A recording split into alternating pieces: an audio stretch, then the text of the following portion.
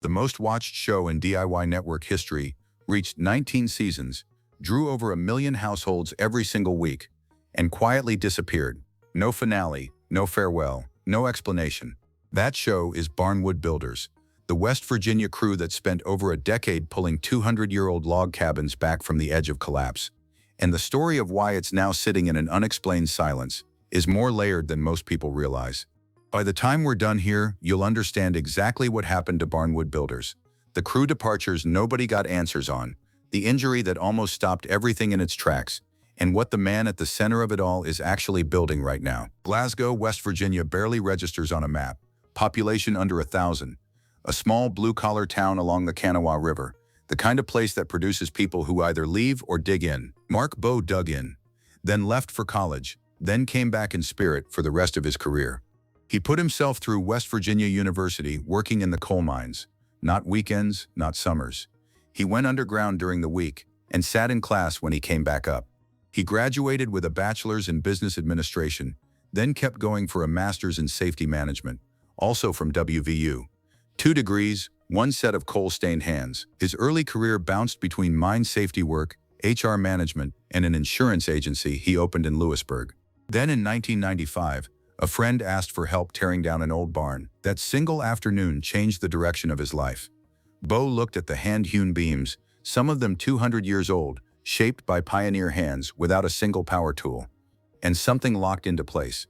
He started antique cabins and barns, taking salvage jobs on weekends while keeping the insurance business running during the week.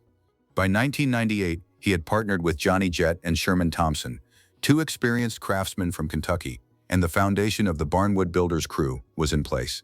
The TV show, though, was still nearly a decade away, and it almost never happened at all.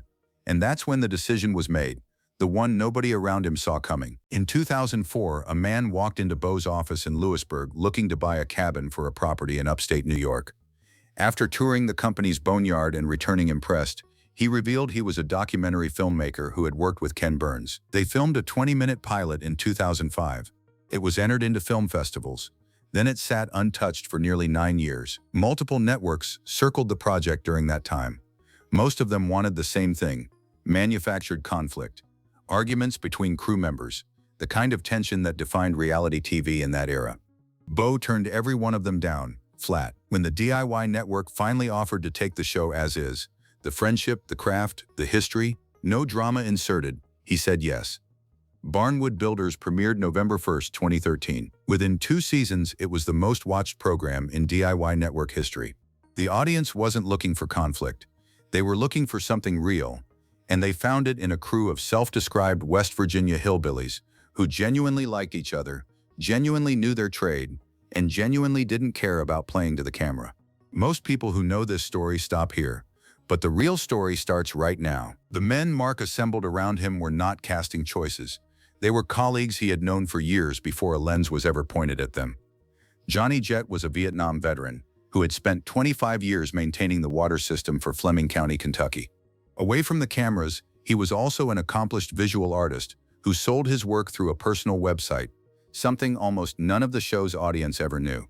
Sherman Thompson farmed tobacco in West Virginia and was known less for television moments and more for the kind of small, quiet acts of kindness that occasionally spread across Facebook without him ever knowing. Tim Rose came from Virginia with 10 years as an Air Force aircraft mechanic behind him. Alex Webb joined in 2016, a Monroe County native who had served in the Army, then spent years as a locomotive engineer for Norfolk and Southern Railroad before Mark brought him on. Former military, farmers, tradespeople. These were not characters built for television. They were the show, which is exactly why 2 departures hit the audience harder than anything the series ever put on screen. Here's what the comments kept asking, and here's the answer they never got, until now. Alex Webb made it 8 seasons, then in May 2021, a Facebook post announced he was done. He had made the decision on his own terms. The day after the announcement, he launched Webb's Joinery and Construction, nicknamed the Chop Shop, a family-run timber framing and restoration business. Mark Bowe publicly wished him well. Webb expressed genuine gratitude for what the show had given him. It was a clean, friendly exit, and it still left a gap in the lineup that the audience felt immediately. Tim Rose's situation was quieter, and in some ways harder to process. He had been there from season 1, an original, His dry humor and easy rapport with the rest of the crew had become part of the show's texture. Then season 12 came and went, and he simply wasn't there anymore. No formal announcement, no farewell episode. The show's social media eventually acknowledged fan concern by suggesting Tim had stepped back during the pandemic to focus on his own life. Beyond that, nothing official was ever said. He's been largely absent from social media since early 2018. 2 original cast members, 2 quiet exits. Neither ever fully explained to the audience that had watched them work for years. What happened next is the reason this story spread across the internet. The show kept moving. New faces came in. Ryan Franklin and Evan Canterbury stepped into expanded roles, handling the heavy lifting and welding the departing members had covered. The series moved from DIY Network to the Magnolia Network, Chip and Joanna Gaines' channel, beginning with season 13 in 2022. The viewership expanded. The show survived the transitions. Then came season 18, and Mark Bowe walked in with a torn rotator cuff and a torn bicep. He had been clear-eyed about it in interviews before the season premiered. Sherman had dealt with his own rotator cuff and back injuries the previous year and finally gotten healthy. Then Mark's turn came. He tore both during the season's filming and underwent surgery at Marshall University. He recovered ahead of schedule and kept working. Season 18 also brought the biggest production upgrade in the show's history. The crew brought in cinema-grade cameras, the same equipment used in Top Gun: Maverick. The director of photography held 2 Emmy Awards. The result was a season that looked genuinely cinematic, a documentary-style visual presentation that set it apart from anything else in the home improvement and restoration genre. Mark had been direct about the intention. After 18 seasons, they weren't going to rest on the formula. They were going to push harder. And if you think that was surprising, stay with me because this next part is why the whole story matters. Here is something that gets almost no coverage in the conversation around Barnwood Builders. Mark Bowe holds a patent on the R300, a tornado-proof, hurricane-proof, and fire-proof house design, not a concept sketch. A patented housing prototype built around vacuum-sealed wall construction that achieves an insulation and structural rating that conventional building methods can't approach. He has also franchised the Barnwood Living brand into Texas and spent years working with partners to develop affordable housing solutions specifically designed for disaster-affected communities. The television show, as Bowe has described it himself, is the income stream that makes those experiments possible without betting the whole operation on each one. The man who worked in coal mines to pay for his education, who spent 30 years pulling 200-year-old logs out of the ground, has been quietly building towards something much larger than a TV career the entire time. In 2024, West Virginia University inducted him into its role of Distinguished Alumni, a formal recognition of a career spent doing things his own way, in his own state, on terms he set himself. Season 19 wrapped in 2024 and 2025. The crew completed Barnwood Village, a project woven through multiple seasons, and reflected on the journey in what felt, to many viewers, like a chapter closing. As of now, there is no Season 20 announced. TV Guide lists no upcoming air dates.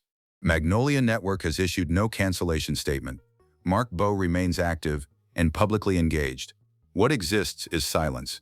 Not the silence of a show that failed, but the silence of something taking a long pause after 19 seasons, thousands of miles of road, hundreds of salvaged structures, and more physical labor than most people will do in 3 lifetimes. Nobody has said it's over. Nobody has said it's coming back. And for a show that spent over a decade proving that real work, real friendship, and real history are enough to hold an audience, that ambiguity is its own kind of story. 12 years, 19 seasons, a crew of West Virginia craftsmen who refused to manufacture drama in an industry built on it and became one of the most watched shows on cable television anyway. Whether Barnwood Builders returns or not, the argument it made for authenticity has already been won. Mark Bowe built something that outlasted trends, network transitions, crew changes, and his own physical injuries. That doesn't end because a season didn't get renewed.